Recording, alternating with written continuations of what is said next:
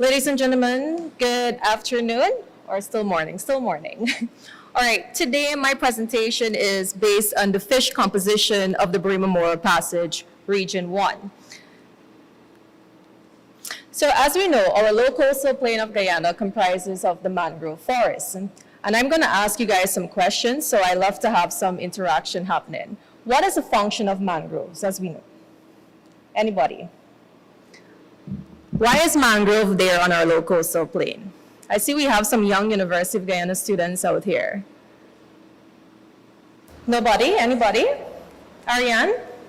Any function of the mangrove? Yeah, it helps to maintain sea levels. Yes, maintain sea level rise, yes. Anything else? Coastal protection. It acts as a nursery for marine life. That's correct. Good. So That's shy. Anybody? Right. So mangrove ecosystems are among the planet's most important tropical, social, ecological system for Guyana, wherein Region 1 alone provides over US $3.4 billion in ecosystem services each year. As we know, along the coast of Guyana, the black mangroves are dominant, and there are pretty much 3 species in Guyana. But in Region 1 alone, the most dominant mangrove forest is the red. They are a mosaic of wetlands where hundreds of indigenous people live and benefit from the mangroves. And also, as we saw in the other presentation, they are basically biodiversity hotspot for a number of red-listed species.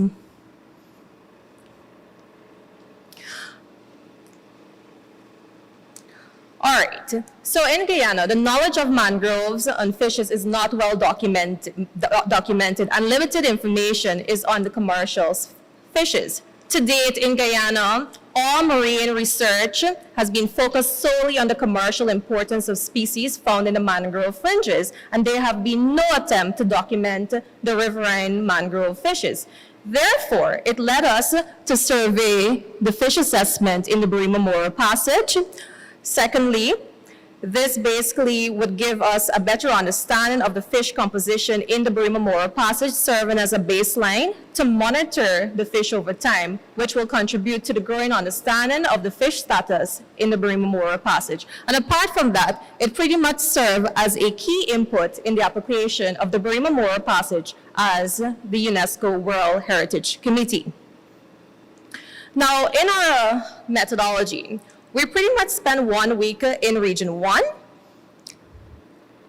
during the dry season in September 2021, and we used 2 types of metal to collect our fish samples. We used a Draxane metal, and the other one was the gill net, which consists of 3 different dimensions of 50, 40, 25 net size. The gill nets were deployed before high tide, and they were checked hourly for every 2 hours on site at all sites. The fishes caught were photographed and then identified and documented using the taxonomic key all the way down to the species level. And then they returned back to their natural habitats.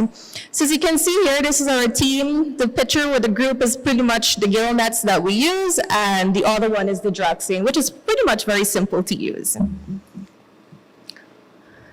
We also did community surveys where random villagers from the communities were interviewed to understand the fisheries trend in the area, information on the population dynamics, fish composition, consumer preference. They were all collected. So this basically is an outline of the Barima-Mora Passage. We've sampled, in over 24 sites. 19 were sampled using the gill nets and 5 using the drag nets. So we've caught around 329 individuals belonging to 32 species and 10 family. All were native to Guyana except for one, which was native to Venezuela. And we would say this is the intruder right now, jokes aside.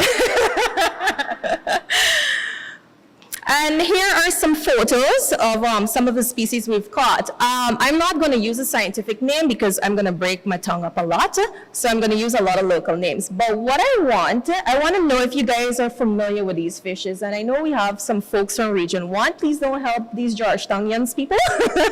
So let's start with the first one here. Do you know this type of fish? Have you seen this before? What do you call this? Go ahead. I would think they call it something like flounder or something like that. Yes, that's correct. It's called flounder. How about this one? Do you know this type of fish? You would see it in the market from time to time. I saw the lady over there. Anybody knows this fish? This is snook. Yes.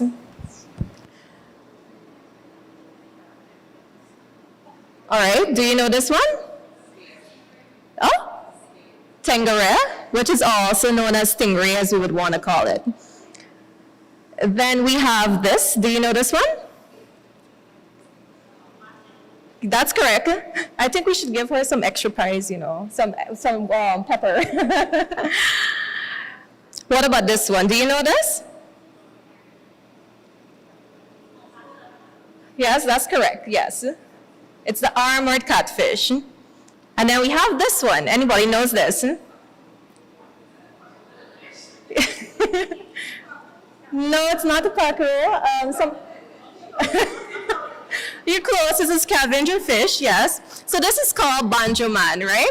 So banjo man, this was quite interesting when we caught it. We also did not know what this was. It appeared to be one of the most ugliest fish I've ever seen. It is a pair between the frog, and it has the tail is a bit of razor sharp. So what we've understood, right, that this particular species of fish, they are sharp as a broken bottle. So most time when fishermen goes into the rivers to catch, fish and stuff, they often come back with cuts or stuff. This is just their defense mechanism of cutting you, to say, hey, you guys are an intruder, leave. And then we had this one, which is known as the soft-headed catfish. We all know this. We've seen this before. All right, so looking at the conservation status of this, like I said earlier, we've classified them into the 10 family, and of all of them, we've observed that one of the species is actually vulnerable under the ICUN listed, and this is also known as the giant Atlantic tarpon, or cuffum, locally known as. So while there has been no stock assessment of this species, multiple lines of evidence suggested that the population of the giant Atlantic tarpon are declining from historical level throughout their range. This decline is largely due to the regional commercial harvesting in Brazil. Now, to conserve this and other species with their habitat, many countries are using marine protected areas in conjunction with the existing fisheries regulations to build fisheries and protect the marine biodiversity. For example, catch and release method is commonly practiced by recreational anglers with strong conservation in a region where this particular species of fish is distributed. Now, considering how vulnerable this species is the Barima-Mora Passage can actually serve as the ideal habitat for the protection of this particular species once this area is legally given a protected status.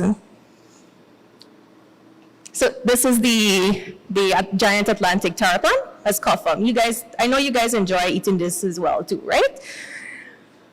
So here is a typical example of a catch and release. It's catching the gill net. This is a lau fish, by the way.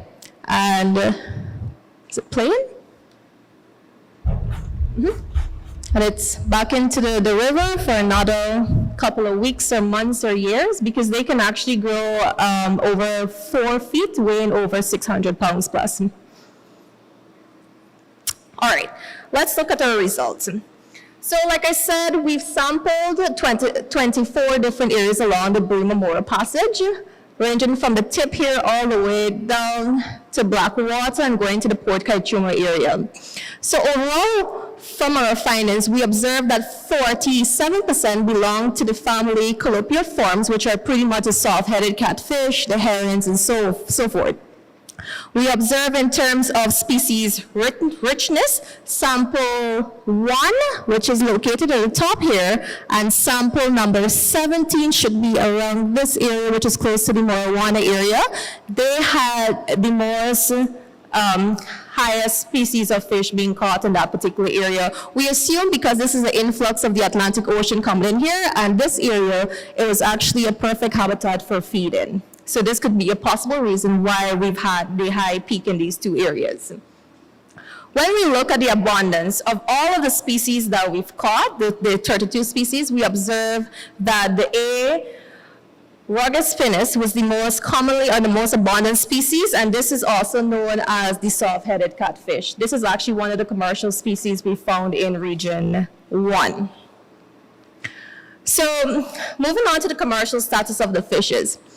So both, when we looked at the commercial and the non-commercial, there was basically no significant differences between the two. However, 53% of the fishes that we caught basically were sold in the market or trade for other, goods and services in the region. And this finding highlighted the importance of mangroves to fishes in the areas, supporting both commercial and non-commercial species. It also emphasizes the need for the intact mangrove habitat, such as the proposed Barima-Mora passage, to support the livelihood, the fisheries and livelihood. So we also assess the trends in Kumaka Market. So Kumaka Market is actually quite a Mabaroom, as one of the local market that you would find everything that you would pretty much need. So based on our informal interviews, we've seen that there's no decline in these fishes, but greater effort is extended to capture some of these, especially the moracat. Annette has always been talking about this famous moracat. She probably invited you over for some moracats as well too.